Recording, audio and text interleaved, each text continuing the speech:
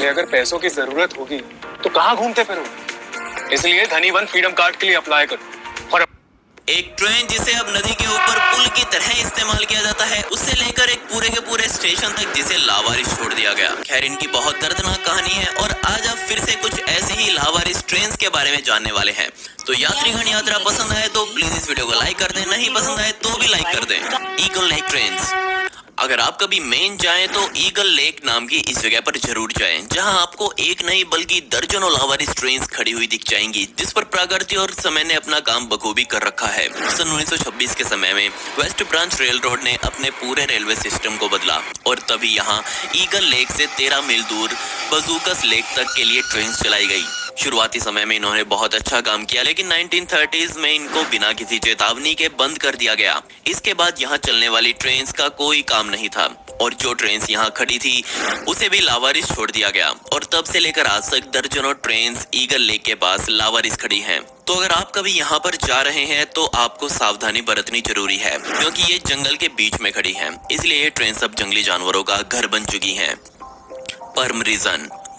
जरा इन ट्रेन्स को देखिए, ये ना सिर्फ आपको इतिहास की याद दिलाएंगी बल्कि इतिहास में ही वापस ले जाएंगी। तो अगर आपको भी ट्रेन से प्यार है तो मैं अब आपको परम इलाके में ले चलता हूँ और इस गांव में आपको दर्जनों जंग लगी ऐतिहासिक ट्रेन्स ऐसे ही खड़ी हुई दिख जाएंगी। आज इन ट्रेन्स के चारों ओर इतनी घनी मात्रा में जंगल उग चुका है कि दूर से देखने पर तो ये ट्रेन्स आपको दिखाई तक नहीं देंगी, क्योंकि ये ट्रेन्स यहाँ पर सन 1936 से ही इसी हालत में खड़ी हैं। अब आप ये जरूर सोच रहे होंगे कि ये ट्रेन्स यहाँ इस हालत में क्यों खड़ी हैं। तो मैं आपको पहले ही बता दूं कि ये जगह ट्रेन्स का कोई कब्रिस्तान नहीं है, बल्कि सोवियत यूनियन के समय में ये जगह बैकअप रेलवे बेस हुआ करती थी। उस जमाने में लोगों को न्यूक्लियर वॉर का बहुत डर रहता था और इसीलिए सोवियत ने तुरंत लोगों को इधर से उधर भेजने के लिए तकरीबन 140 ट्रेन इस जगह पर खड़ी करी। लेकिन किसी को नहीं पता था कि ये भाप वाले इंजन जल्दी ही दुनिया की जरूरतों से खत्म हो जाएंगे और इनकी जगह डीजल इंजन ले लेंगे। और जैसे ही दुनिया में पावर इंजन आए, सरकार ने इन ट्रेन का रखरखाव करना बंद कर दिया। इन 140 में से कुछ ट्रेन्स को तो चाइना द्वारा खरीद लिया गया, वहीं कई ट्रेन्स को म्यूजियम में भी रखा गया, लेकिन बाकी बची सभी ट्रेन्स को वहीं उसी जगह प्रकृति के हवाले छोड़ दिया गया। आज यहाँ लोग आते हैं और यहाँ पर फोटो करवाने के साथ साथ जाते जाते कोई ट्रेन का पुर्जा भी साथ ले जाते हैं। मुझे नहीं पता कि वो इसका क्या करेंगे। Georgia train bridge. हर बार जरूरी नहीं कि सरकार ही हर जगह ब्रिज बनाए, कई बार लोग अपनी जरूरतों के मुताबिक भी ये काम कर लेते हैं और ऐसा ही कुछ जॉर्जिया में भी किया गया। जॉर्जिया के रूट 11 पर चलते हुए यहाँ आपको एक नदी दिखेगी और इसी नदी के ऊपर ये ट्रेन का एक कोच इस तरह से रखा हुआ है। अब सबसे बड़ा सवाल ये था कि ये कोच किस ट्रेन का था और इसे कौन यहाँ तक उठा कर लाया, क्योंकि यहाँ आसपास आपको कोई भी ट्रेन की पटरी तक नहीं दिखेगी। बदकिस्मती से इन सवालों का जवाब मुझे भी नहीं मिल पाया। लोग बताते हैं कि उनके पूर्वजों ने ये काम किया था और कब कैसे क्यों ये किसी को नहीं पता। आज इस डब्बे की हालत बेहद खस्ता हो चुकी है, बल्कि जब ये नदी अपने उफान पर होती है तब इस डब्बे में पानी तक भर जाता है और समय और पानी की मार ने ही इस डब्बे को आज जंग का घर बना रखा है। खैर, आज इस ब्रिज पर चलना खतरे से खाली नहीं है, क्योंकि ये ब्रिज जगह जगह से टूट फूट चुका है, लेकिन फिर भी बहादुर लोग इसे इस्तेमाल करने में देर नहीं लगाते। जब तक एक आधा हादसा नहीं होता, मेरे ख्याल से बाज आएंगे भी नहीं। France UK abandon train. Adrian नाम के इस आदमी ने इस ट्रेन को गूगल मैप की सहायता से ढूंढा और जैसे ही उसे इसकी खबर मिली वो तुरंत इसे देखने के लिए निकल पड़ा। यकीन मानिए, ये ट्रेन आज के जमाने की अत्याधुनिक तकनीक से लैस है।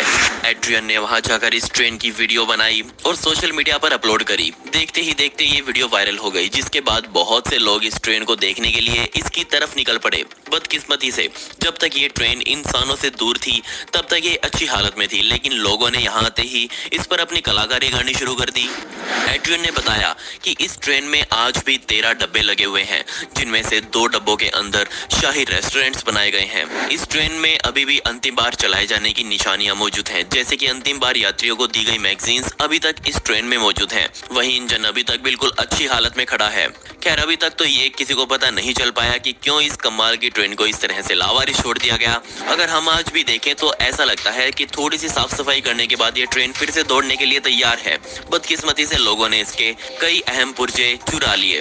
कई जगह से इसके शीशे तक तोड़ डाले और जाते जाते ट्रेन पर अपनी कलाकारी करके गए वो अलग। एक अंदाजे के मुताबिक ये ट्रेन 1994 से 2014 तक चलाई गई थी, लेकिन जैसे ही फ्रांस में E320 ट्रेन आई तब इस तरह की ट्रेन को लोगों ने नकारना शुरू कर दिया। खैर उस समय जितनी भी ट्रेन को रिटायर किया गया था उन सभी को कबाड़ में काट दिया गया था, लेकिन पता नहीं क्यों इस ट्रेन को कबाड़ में क्यों नहीं काटा गया।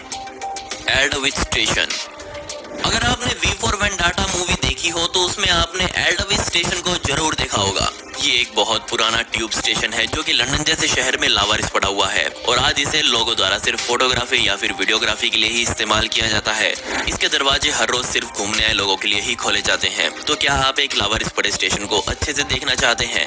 असल में एल्डविच स्टेशन को पहले शटल ट्रेन के द्वारा इस्तेमाल किया जाता था, लेकिन दिक्कत बस ये थी कि ये ट्रेन कुछ खास यात्रियों को अपनी तरफ आकर्षित नहीं कर पाई और परिणाम स्वरूप इस स्टेशन को सन 1994 में ही बंद कर दिया गया। वैसे इसे बंद करने की बातें तो सन 1962 से ही चलती आ रही थी, लेकिन फिर भी खींचते खींचते ये काम सन 1994 में किया गया।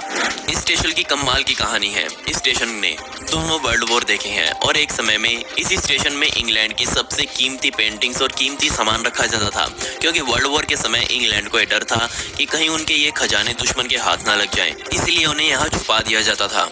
एक ट्रेन आज भी स्टेशन पर खड़ी हुई है, वो भी स्टेशन के साथ लावारिस छोड़ दी गई थी। खैर आज स्टेशन बहुत से लावारिस और बेघर लोगों का घर है, ना जाने आगे इसके साथ क्या होगा। अबंडेंट इन स्कॉटलैंड। इंटरनेट पर आपको एक फोरम मिलेगा जिसका नाम डेरलिक्ट प्लेसेस है। उस फोरम पर एक यूजर द्वारा स्कॉटलैंड की ट्रिप की कुछ फोटोज और वीडियोस अपलोड की गई। इन फोटोज में कुछ और नहीं बल्कि एक बेहद पुरानी जंग का शिकार हुई ट्रेन मौजूद थी। यूजर ने बताया कि इस ट्रेन के कुल 12 डब्बे वहां खड़े थे। इसके अलावा उसका इंजन पटरियों से उतरा हुआ था। वहीं इसके साथ ही 12 में से ज्यादातर डब्बे आग का शिकार हो चुके थे, बाकी बचे कुछ थोड़ी ठीक ठाक हालात में मौजूद थे। इस ट्रेन को देखते ही ये पता लग रहा था कि इस पर इंसानों ने अपना काम किया हुआ है। खैर पूरी ट्रेन आग के साथ साथ जंग का भी शिकार हो चुकी थी और इसी जंग के ऊपर लोगों ने ग्रेफिटी आर्ट बना रखी थी। आज ये ट्रेन पूरी तरह से झाड़ और घास फूस में ढकी हुई है, लेकिन अगर ऊपर से देखे तो सच में ये आपको बहुत डराने वाला लगेगा। इस ट्रेन की ज्यादा जानकारी मुझे नहीं मिल पाई कि क्यों इस तरह से इसे लावारिस छोड़ा गया और क्यों इन ट्रेन की जानकारी अभी तक दुनिया के सामने नहीं आई है। Last train. यकीन मानिए अब जिस ट्रेन के बारे में मैं आपको दिखाने वाला हूँ वो ट्रेन उससे आगे कहीं जा ही नहीं। स्टेवर्ट पेनिनसुला में एक नदी के पास आपको ये ट्रेन कुछ इस तरह से दिख जाएगी। ना सिर्फ ये ट्रेन यहाँ टूटी हुई थी बल्कि इससे जुड़े सपने भी लोगों के जरूर टूटे होंगे। ये समय था 20वीं शताब्दी की शुरुआत का, जब दुनिया में एक बहुत बड़ा रेल रोड बनाने की बात चल रही थी, जिसे council city and Solomon river rail road का नाम दिया गया था। और इस रेल रोड पर खास तौर से सोने से भरी हुई मिट्टी का ट्रांसपोर्ट किया जाना था, लेकिन जल्दी ही ये पूरा प्लान और इस प्लान को फंड देने वाले लोग घाटे में चले गए और सिर्फ 5 सालों बाद 35 मील लंबा बना ये रेल रोड सन 1907 में ही लावारिस छोड़ दिया गया। इस रेल रोड पर एक ट्रेन भी उस समय चलाई गई थी जो कि आज भी सोलोमन नदी के किनारे लावारिस पड़ी हुई है। बेशक ये प्रोजेक्ट ना ही कभी कंप्लीट हुआ और ना ही इस रेल रोड का कभी इस्तेमाल किया गया, फिर भी ये पूरी तरह से बेकार नहीं था, क्योंकि ये जगह दुनिया भर से ऐतिहासिक ट्रेन में दिलचस्पी रखने वाले लोगों के लिए जन्नत जैसी है। लोग यहाँ आते हैं, अपनी फोटोज वीडियोस बनाते हैं और चले जाते हैं। Manchester to the world. अब जिस ट्रेन के बारे में आप देखने वाले हैं उसमें ना सिर्फ एक ट्रेन को बल्कि इस तरह की ट्रेन की पूरी प्रजाति को ही लावारिस छोड़ दिया गया। बायर पिकॉकिन नाम की ये कंपनी जिसने एक समय पर तकरीबन 8000 भाप से चलने वाले इंजन बनाए थे, जिन्हें पूरी दुनिया में सप्लाई किया गया था। और यकीन मानिए ये इंजन इतने टिकाऊ थे कि आज भी कई छोटे मोटे देश इनका इस्तेमाल करते हैं। ऐसा लग रहा था जैसे पिकॉकिन कंपनी ही पूरी दुनिया भर में ट्रेन के बिजनेस पर राज करेगी, लेकिन जल्दी ही ये सब कुछ उल्टा पड़ गया। मेट्रोज, ट्रैम्स और इलेक्ट्रिक ट्रेन के अलावा डीजल लोकोमोटिव सब इस दुनिया में आ गए। उन्होंने अब स्टीम इंजन पर ध्यान